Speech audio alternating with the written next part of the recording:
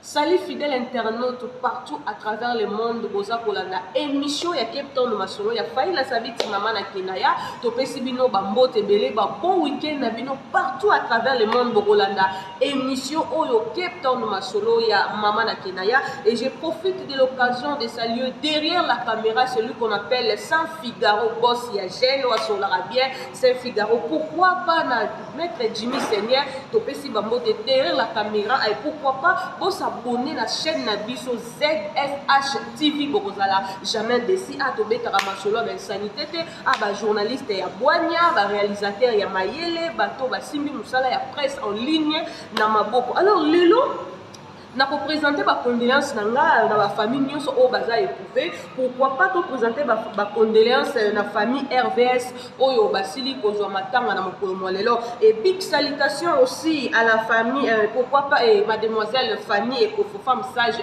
to pesi yo ba mbote belé toza ensemble na bino. Alors lelo analyse na biso ezali nini tozo ciblé nani na point ya Fabrigaz bana kini boyebi ete Fabrigaz azwaki 40 visa au fois kende kosa la production na Europe na Lyon. Pourquoi pas excusez-moi, production va kende kosa la binomo boyebi affaire ya ba combattant en tout cas vraiment esimba kite. Quant à moi je dirais de big félicitations à toi maestro Fabrigaz en tout cas aux mobali et si ka ba nzoko ba lembani pona kozwa ba visa mais ba pesi moi likelele excusez-moi na terme likelele poza likelele te mais likelele c'est-à-dire ba kulutu kwa ba mpaka ba wera son ba Koffi Olomide ba fere o baza ba ene na yo na carrière ba jui ba visa te mais yo au moins ba pesi visa au laxike aux mobali na ba capacité na yo nyonso. Alors bandeko elo ni nalingi na loba na kati ya plateau nanga derrière la caméra je salue Saint Figaro. Pourquoi pas na bandeko nyonso bazolanda biso site ezaka moko na Cape Town mobimba olingi olandama tout ça la pib ya boutique na yo pib ya business na yo ba numéro ezali wana journaliste azali wana faila sabiti mama na Kenaya Saint Figaro azali wana boss na biso o asolaka toujours bien bo bengi to ya to support bino to lobela bino za la bar na yo folisi sika ba numéro ezana to support bino toujours bandeko na ngelo ni nalingi na loba Fabrigaz azui ba visa ba musicien ba kei premier tour chose étonnante deuxième tour ba ba kei comment le roi lycée qui n'est pas jamais Fabrigaz na Paris na minute na lelo hein soit de refuka na lelo ye mon président ça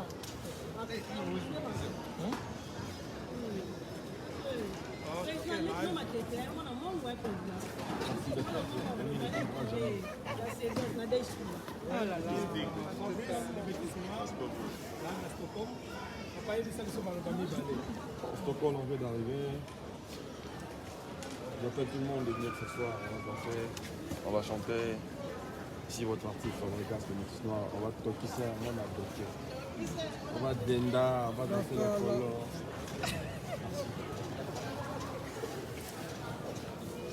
Voilà, donc bon à Stockholm, les lots donc Isa Winda, très cher fan. L'artiste est là. J'appelle tout le monde, on va de côté à Stockholm, la belle fille d'un beau garçon à Stockholm. Bat-toi l'ensemble. ma belle maman lokola ngai Ah ça. Mère, il faut tout qui s'en va na briquet.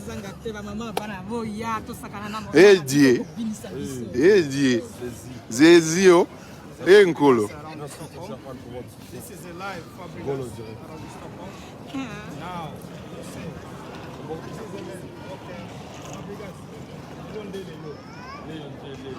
concert ekobeta te mais omemi no kaka bato mpo olakisa bato ke non okei poto ukoma mpo ntango yo moni ke baomenase Koffi Olomide batelemeli wera fali asali abeti concert me badega esalemi donc ozalaki mutu opema nanu parce que tomona Félix Waze kwa aretiraki na ye apusaki mikolo ya concert na ye e nde tozoka mpe kuna na Paris yango Covid ezali baza na hiver malili eza makasi en tout cas mpona ngai eza conseil vraiment monene c'est pas le moment oyo efalaki ndeko na biso osala production na yo na moment oyo tala sikoyo quelle humiliation bato bauti wapi partout bafuti ba train bafuti ba métro ba avion pour baya concert et salamité quelque part et mission neti excusez-moi les termes tu ne pas aventurer mais mission aventurier parce que concert est bétité mais quand même pour na ba visa na yo félicitations et puis surtout landi na ngambo bandeko ba combattant bandeko bacombattant balobi ke Fabregas azwi visa mais bavisa wana azwi euti na Congo na ambassade ya Congo te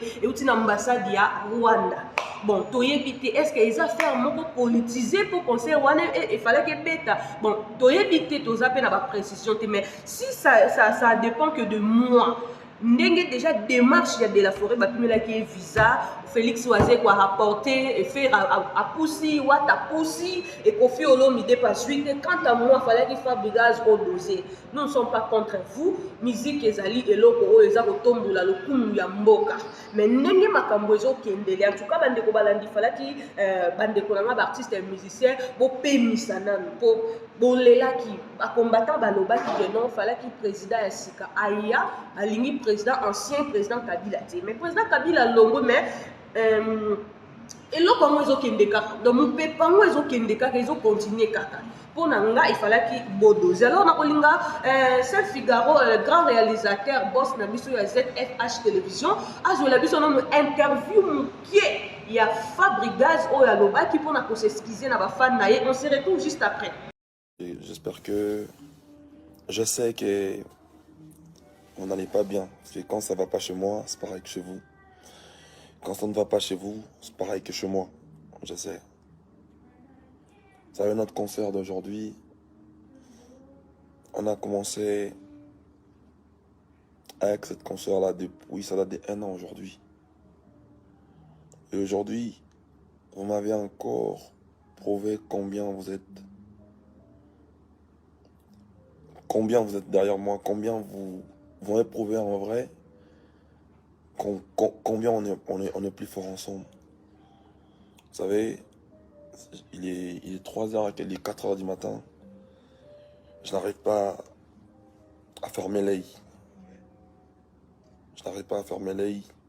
Je n'arrive pas à dormir. Vous savez, aujourd'hui, c'est une date mémoriale pour les villageois.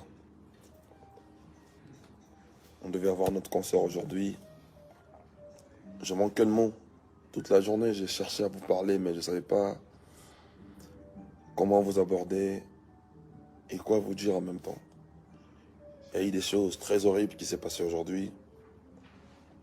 Mais je vous remercie beaucoup pour votre amour, pour votre implication dans tout ce que je fais.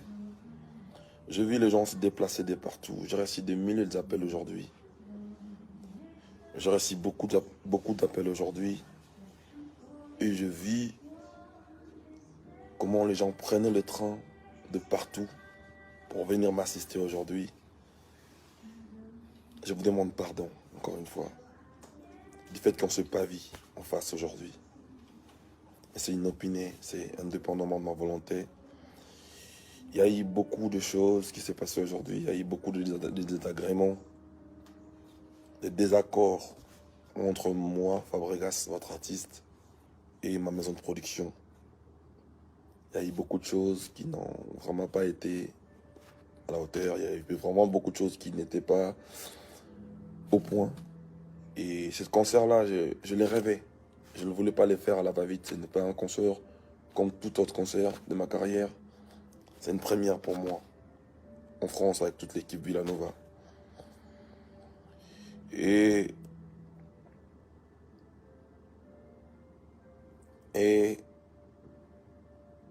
je voulais le faire très bien. Mais bon. Il y a eu beaucoup de choses qui ont fait en sorte que ça ne se passe pas comme vous voulez. Il y a un adage en français qui dit « Ce qui ne te tue pas te rend plus fort ». On a prévu des choses, on a prévu beaucoup de choses. Et il y a encore un autre adage qui dit que le diable vit dans les détails. Si on va commencer à aller dans beaucoup de détails, on va donner à boire et à manger à nos détracteurs. Pour eux, il n'y a pas d'excuses. Et je n'en veux à personne. Je viens justement m'excuser auprès de mes fans qui étaient nombreux aujourd'hui, qui sont venus de partout pour soutenir Fabregas, pour soutenir Villanova. Et il n'y a pas eu concert suite à nos désaccords, à moi et à notre équipe de production. On va s'améliorer, on vous revient prochainement à travers nos posts on va communiquer pour une prochaine date. Parce que, excusez-moi encore une fois, je ne pouvais pas jouer comme ça. Bon, c'est un concert que j'ai vraiment rêvé. C'est un concert de ma carrière. Encore une fois, pour ce qui avait pris les billets. De retour sur ce plateau avec Sam Figaro, Azali derrière la caméra, Azako filmer biso. Bambo tebele na bandeko balandi émission à Cape Town Masolo. Même ça bino toujours émission ezaka ka moko. Bo s'abonner na FH télévision ko kozala jamais déci. Be émission sanité ezala awati. Ah to ça ba émission en classe makamutu et les gars na ba qualité moko ya norme moko donc ba norme moko ezali bien pour que bino ba internaute na biso possible. Alors pour mon bino moko bandeko balandi niveau Fabregas à s'excuser pour la fanatique naïe. Et puis nous regardons d'un côté chroniqueur, on a chroniqueuse. Ils sont tous ça la moussala. Et là on a bête la rose c'était bandeko. Bon si quand on a la partie pris il y a musicien. Et donc ça qui te côté kala tu es pas moussala on va couper na biso ba entre eux. Mais les comme journalistes à attaquer musicien. Musicien alors ça la rendre na journaliste. Surtout bien que ba langa nzimbo ndaka bango na bango ba yemba na ba nzimbo. Et pour la chroniqueur, nous sommes en démarche na bango ndenge zo sala mais qui to côté na landa qui 2 ou 3 chroniqueurs na Congo kuna bazolo ba te pas de gaz à sila oui aussi le problème té. Mission tout azala na carrière na ya sila. Lelo ba papa na biso Rochero basala ki ba succès bazawa. Lelo papa na biso nyoka longo ndenge nyoka longo azala kana zaiko lelo azali su nyoka longo ya lelo. Koleka et donc pour le faire regarder sila et puis ba musu baso ba musicien ba danseuse bo ki mana bien na poto bo mona que non bozo soutenir musique na biso Congo te quelque part bolingi ndeko na binoti. Alors déjà le 4 décembre, Oyo Kofi Olomide a la production à Rwanda. En tout cas, quant à moi, si ça dépendait que de moi, je te dirais que Kofi Olomide fallait passer pas les moments au bêta. Malgré les combattants, ils ont côté les mélamois, Makambo, ils ont les Kanakats, Mboka, Biso, interdit musique et bêta. Wana ils ont engagé Kabango, ils ont problème. Mais na Rwanda niveau bako ça va congolais. Mais la Kolingana qui est maïque, c'est Figaro, tu l'as son image Wana et bon, on se retrouve juste après pour ton succès émission. La mission.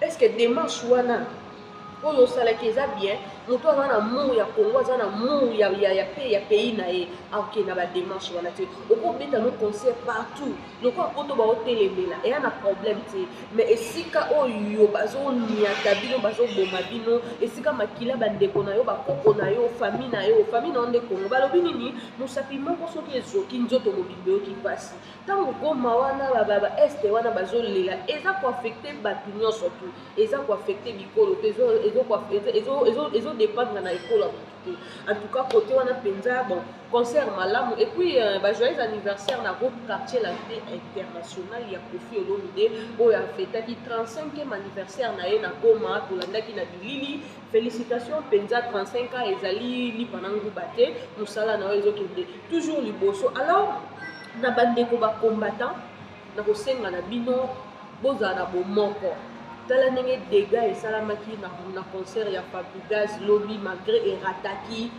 tchaki pe ba minoko malgré concert yango pe betami nango te. Alors quant à moi nosenga na bandeko mususu ba combattant o bozana ba production na bino bolinga bo beta excusez-moi ba musicien o bozana ba production na libanda boka à quoi bon ya ko beta ka kuna soki balingi na bango te di place o beta ezali ebele bandeko di place au beta ba concert ezali ebele ezaka na poto te à quoi sert okei musala na musala ngo ko kendele ngo ko salino ya moté.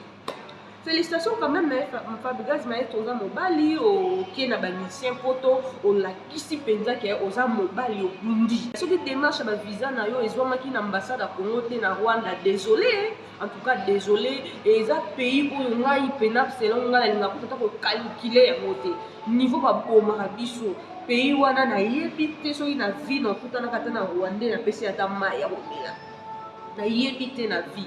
Alors, bazotelemela mpe kisinjora ndenge ozopostaka bastati Rwanda kitoko boye na boye oyebi te quelque part ozokisa bato mosusu wana azali moyini ya mboka na yo yo kolinga pays wana te bapays eza nango ebele ya kolinga baMadagascar bapartout Afrique nyonso tune Rwanda te toboyi bango te mais totala mpe démarche ya biso na bango nde makambo ezokende bomoni bilili ya Fabregas concert ebetami nango te bino moko bomoni epuis nange na baseloko moko boye tokomi na biso na suka bandeko balandi mboti na bino nyonso to bao bozolanda biso bopartage émission bosabone na site na biso ZFH télévision bokozala jamais déçu. Maître Gims esalaki asa featuring na Koffi Olomide mais toyebi te bato bazoloba Gims ogeye boye na boye or papa na ye nalandaki na émission ya doyu alobi ezodépendre na maison ya production na ye azalaki na bacontrat ebele yango wana asalaki moi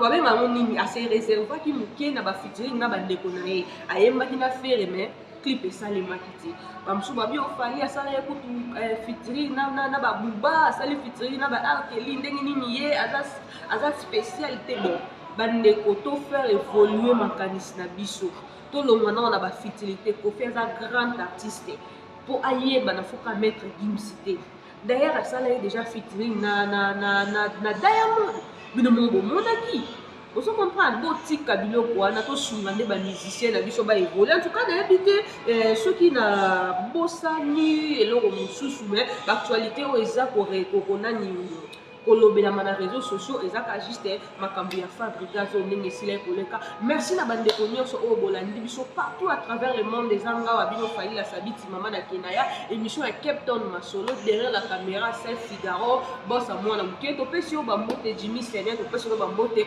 partout ba bon week-end na bino ba bonne fête ya Noël ezo ya déjà topesi bino yango tokutani mbala sima na invité na biso mosusu bye.